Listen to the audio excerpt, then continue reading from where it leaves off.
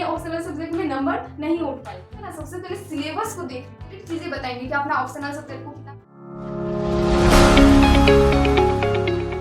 How to ready optional subject in UPSC. अपना UPSC exam के लिए आप लोग ऑप्शनल सब्जेक्ट का तैयारी कैसे करें, कहां से करें और किस तरह से करें, इस वीडियो पर इन डिटेल तरीके से मैं आप लोगों को बताऊंगी कि आप लोग अपना ऑप्शनल सब्जेक्ट का तैयारी किस तरह से कीजिएगा। तो ये वीडियो को एकदम शुरू से लेकर एंड तक जरूर देखिएगा ताकि आप लोगों का जो प्रिपरेशन में बहुत ही हेल्प हो सके। तो जो मेरा पहला चीज है वो है सिलेबस। देखिए बच्चा, आप लोग चाहे जो भी सब्जेक्ट अपना ऑप्शनल चूज कर रहे हैं वो सब्जेक्ट का ना सबसे पहले सिलेबस को देख लीजिएगा, सिलेबस को एक थोड़ा पढ़ लीजिएगा ताकि आप लोगों को ना रोड मैप बन जाएगा। आप लोगों को पता चल जाएगा कि हम लोगों को कौन सा चीज को पढ़ना है और कौन सा चीज को नहीं पढ़ना है। सिलेबस को अगर नहीं देखेंगे तो फिर आप लोगों को पता नहीं चल पाएगा कि कौन सा चीज इंपॉर्टेंट है, कौन सा चीज इंपॉर्टेंट नहीं है, या फिर कौन सा चीज हम लोगों को पढ़ना है। तब तो आप लोगों को सब कुछ यही लगेगा कि सारा कुछ इंपॉर्टेंट है, बट ऐसा नहीं होता है। सिलेबस को जब आप लोग देख लेंगे तब आप लोगों को खुद ब खुद पता चल जाएगा कि कौन कौन सा चीज हम लोगों को पढ़ना है। तो सबसे पहला काम क्या करना है,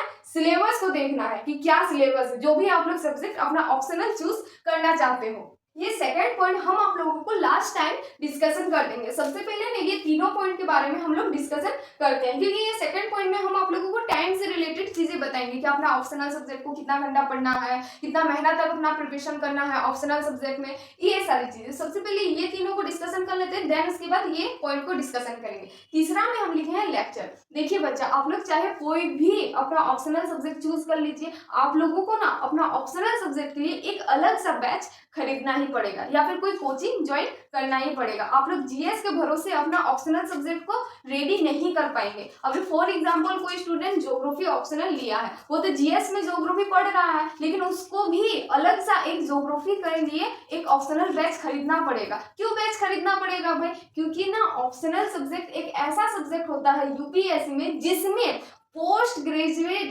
तक का लेवल का क्वेश्चन आता है, मतलब एकदम डीपली क्वेश्चन आएगा। और डीपली क्वेश्चन को सॉल्व करने का एक ही तरीका है भाई, अच्छे से पढ़ो, डीपली पढ़ो, समझ के पढ़ो, और वो तभी हो पाएगा जब आप लोग ना ज्यादा फोकस करेंगे। इसीलिए ये सब्जेक्ट में कोई भी छेड़खानी नहीं करना है क्योंकि स्टूडेंट ना ये सब्जेक्ट को अपने इंटरेस्ट के अकॉर्डिंग चूज करता है। तो भाई टीचर भी ना अपने इंटरेस्ट के अकॉर्डिंग क्वेश्चन को सेट करेगा, डीपली क्वेश्चन को सेट करेगा, हेवी क्वेश्चन को सेट करेगा। और deeply question, heavy question, hard question कैसे सॉल्व होगा? जब स्टूडेंट चीजों को एकदम डीपली समझने लगेगा। देखिए यहाँ पर दूसरा पॉइंट में डीपली अंडरस्टैंडिंग प्लस रिवीजन भी लिखे हैं। तो डीपली अंडरस्टैंडिंग करना बहुत ज्यादा जरूरी है। चीजों को अच्छे से समझिए, डीपली समझिए और तरीके से समझिए, प्लस रिवाइज भी कीजिए क्योंकि रिवाइज अगर नहीं करेंगे तो फिर ज्यों का त्यों हो जाएगा। पढ़ा हुआ चीज भी अगर भूल गए तो फिर पढ़ने का फायदा ही क्या? अगर पढ़ लिए हो तो फिर याद रहेगा तब ना फायदा करेगा। इसीलिए रिवाइज करना बहुत ज्यादा जरूरी है। फिर पांचवा चीज पे लिखे हैं प्रैक्टिस प्लस पीवाईक्यू। आप लोगों को प्रैक्टिस भी करना है अपना क्वेश्चन का ऑप्शनल सब्जेक्ट के लिए, प्लस पीवाईक्यू भी देखना है। देखिए बच्चा, आप लोग जो भी अपना बुक को रीड करते हो और बुक को पढ़ते हो, वो बुक में आप लोगों को कहानी बता देता है कि ये चीजें हुआ, ये सारी चीजें हैं। आप लोगों को पता कैसे चलेगा कि हाँ हम लोगों को अच्छे से समझ में आया कि नहीं आया? प्रैक्टिस की मदद से पता चलेगा। क्या से पता चलेगा?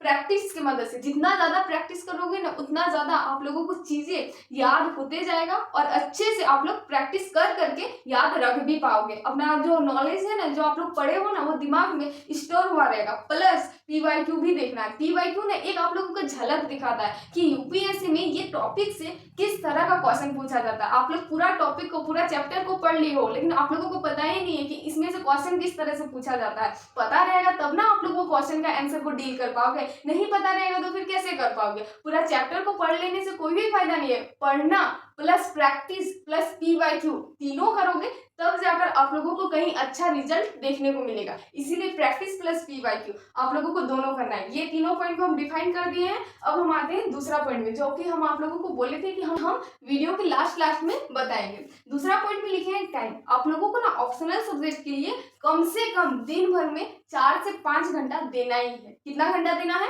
4 से 5 घंटा दिन भर में देना ही है। और अपना ऑप्शनल सब्जेक्ट को कम से कम 6 से 7 महीना प्रिपरेशन करने का कोशिश कीजिएगा क्योंकि ऑप्शनल सब्जेक्ट को आप लोग हल्के में नहीं ले सकते हो। और जो स्टूडेंट सोचता है ना कि हम लोग 10 दिन, 15 दिन, 1 महीना पढ़ के अपना ऑप्शनल सब्जेक्ट को प्रिपेयर कर लेंगे, वो गलत सोचता है। ऐसा हो भी नहीं पाएगा। वो 10 दिन, 15 दिन, महीना भर वो ना चीजें क्वालिफाइंग पेपर पर अप्लाई होता है। जो हिंदी और इंग्लिश का 2 क्वालिफाइंग पेपर नहीं होता, उसमें ये दिन सब अप्लाई होगा, 10 दिन पढ़ के क्वालिफाइंग पेपर को क्वालिफाई कर लिए हो। ऑप्शनल सब्जेक्ट में ये चीज़ नहीं अप्लाई होगा, इसमें आप लोगों को टाइम देना पड़ेगा और जी तोड़ टाइम देना पड़ेगा, मेहनत करना पड़ेगा, तब जाकर ये ऑप्शनल सब्जेक्ट में अच्छा खासा नंबर आप लोग उठा पाओगे। नहीं दोगे तो फिर ये ऑप्शनल सब्जेक्ट में नंबर नहीं उठ पाएगा।